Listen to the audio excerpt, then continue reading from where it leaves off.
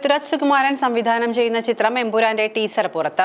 മോഹൻലാലിനെ കേന്ദ്ര കഥാപാത്രമാക്കി പൃഥ്വിരാജ് സംവിധാനം ചെയ്യുന്ന ചിത്രമാണ് എമ്പുരാൻ. മോഹൻലാൽ ചിത്രമായ ലൂസിഫറിന്റെ രണ്ടാം ഭാഗമായിട്ടാണ് ചിത്രം എത്തുന്നത്.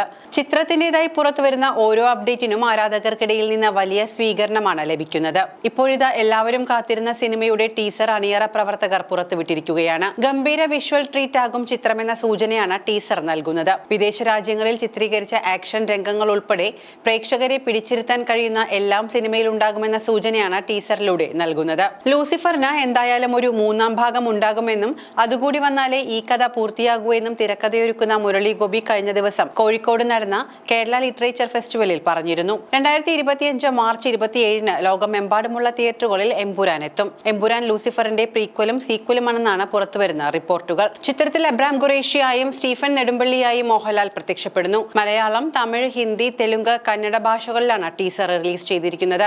പൃഥ്വിരാജ് സംവിധായക വേഷത്തിൽ അരങ്ങേറിയ ലൂസിഫർ എന്ന ഹിറ്റ് ചിത്രത്തിന്റെ സീക്വലായി ഇറങ്ങുന്ന എമ്പുരാൻ ആശീർവാദ് സിനിമാസും ലൈക്ക പ്രൊഡക്ഷൻസും ചേർന്നാണ് നിർമ്മിക്കുന്നത്. ലൂസിഫറിന്റെ വൻ വിജയത്തിന് പിന്നാലെ 2019-ലാണ് എമ്പുരാൻ പ്രഖ്യാപിക്കുന്നത്. മുരളി ഗോപിയാണ് തിരക്കഥ. ഛായാഗ്രഹണം സുജിത് വാസുദേവ്, സംഗീതം ദീപക് ദേവ്, എഡിറ്റിംഗ് അഖിലേഷ് മോഹൻ, കലാസംവിധാനം മോഹൻദാസ് എന്നിവരാണ്. 20ഓളം വിദേശ രാജ്യങ്ങളിലാണ് സിനിമ ചിത്രീകരിച്ചതെന്നാണ് വിവരം.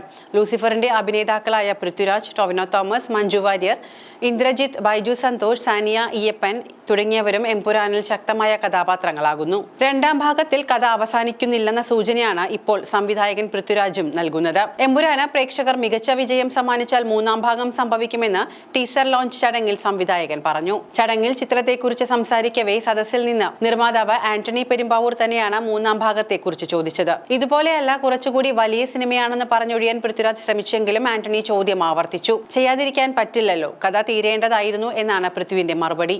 ഇതിന് മഹാവിജയം പ്രേക്ഷകർ സമ്മാനിച്ചാലാണ് മൂന്നാം ഭാഗം സംഭവിക്കുകയെന്നും അദ്ദേഹം കൂട്ടിച്ചേർത്തു. രണ്ടാം ഭാഗം ഇല്ലായിരിക്കാം എന്ന രീതിയിലാണ് ഒന്നാം ഭാഗം തീർത്തത്. മൂന്നാം ഭാഗം ഇല്ലാതെ കഥ മുഴുവനാകില്ല എന്ന വ്യക്തമായ പോയിന്റിലാണ് രണ്ടാം ഭാഗം അവസാനിക്കുന്നതെന്നും പൃഥ്വിരാജ് വ്യക്തമാക്കി.